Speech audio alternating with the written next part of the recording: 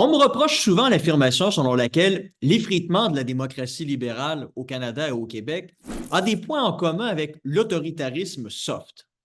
Comment oser comparer ces sociétés à la Corée du Nord, disent mes critiques. Manière habile d'esquiver le véritable problème. Il suffit d'utiliser l'exemple le plus extrême qui soit pour discréditer le propos. La méthode est bien connue. Or, je crois l'avoir déjà expliqué, l'autoritarisme évolue sur un continuum qui va de l'autoritarisme soft à ses versions les plus extrêmes. Comme ma comparaison porte sur la première version, il conviendrait de laisser de côté les comparaisons hasardeuses avec les cas extrêmes. Donc, l'autoritarisme soft se caractérise par une sorte de contrat social implicite entre les gouvernants et les gouvernés qui se définit par l'absence de liberté politique. Les élections n'y sont pas libres et compétitives. Les résultats sont connus d'avance. L'opposition politique n'y est pas tolérée. Les manifestations non autorisées sont réprimées, etc. Donc, cela permet aux gouvernants de confisquer tout ce qui se rapporte à l'administration de l'État, d'où la raison pour laquelle la corruption leur permet de s'enrichir. Et ceux qui ont le culot de critiquer publiquement leur gouvernement sont menacés de perdre leur emploi ou on menace leurs proches de licenciement, méthode qui fonctionnera dans la plupart des cas. Mais est-ce à dire que les gens n'y ont pas de liberté individuelle? Non. Et c'est l'élément sur lequel repose le contrat social en question. La confiscation de la liberté politique exige en retour de laisser les gens tranquilles dans leur sphère privée. Bref, on doit les laisser libres de faire ce qu'ils souhaitent dans leur sphère individuelle. Ils peuvent donc s'enrichir comme ils le souhaitent. L'État ne va pas s'immiscer dans ce qu'ils font, ce qui entraîne au final très peu de contrôle politique sur eux. Donc, tout l'inverse d'une société démocratique où la liberté politique est un élément constitutif de la liberté individuelle. Non seulement les gens y sont-ils encouragés à faire ce qu'ils souhaitent dans leur sphère privée, mais ils peuvent également créer un parti politique, critiquer ouvertement l'État et ses dirigeants, etc. Donc, l'autoritarisme soft apparaît donc lorsque la liberté politique se retrouve attaquée et que la liberté ne s'apprécie alors plus que dans la jouissance de sa sphère privée. Dans pareil régime, il y a une coupure radicale entre ces deux types de liberté. Et voilà le cœur du problème. La liberté politique est aujourd'hui attaquée de toutes parts.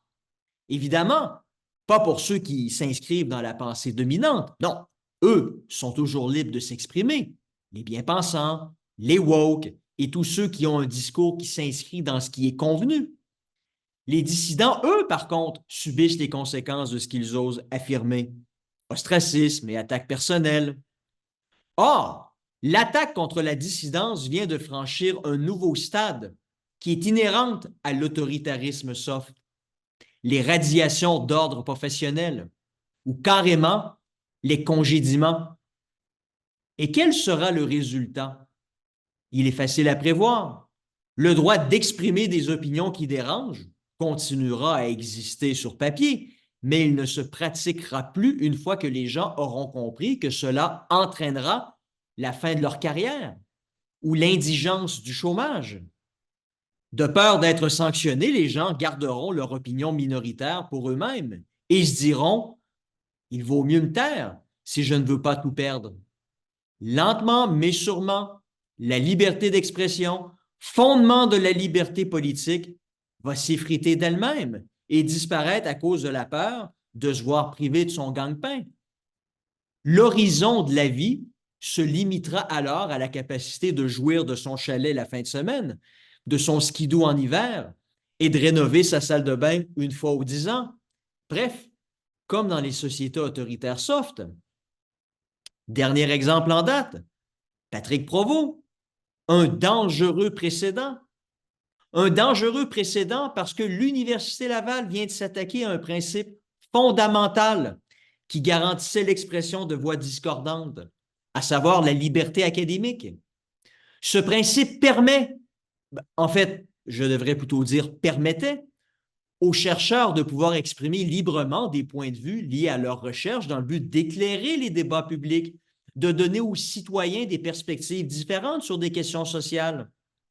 Cela était possible car l'emploi de ces chercheurs ne pouvait pas être menacé pour l'expression de ces idées, condition également essentielle à l'avancement des connaissances scientifiques qui ne peuvent évoluer si tout le monde pense la même chose.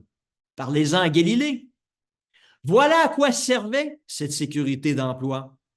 Non pas pour permettre aux professeurs d'université de se la couler douce pendant 30 ans, non, afin de leur donner la garantie de pouvoir penser, réfléchir, donner leur point de vue sans craindre de se retrouver à la rue.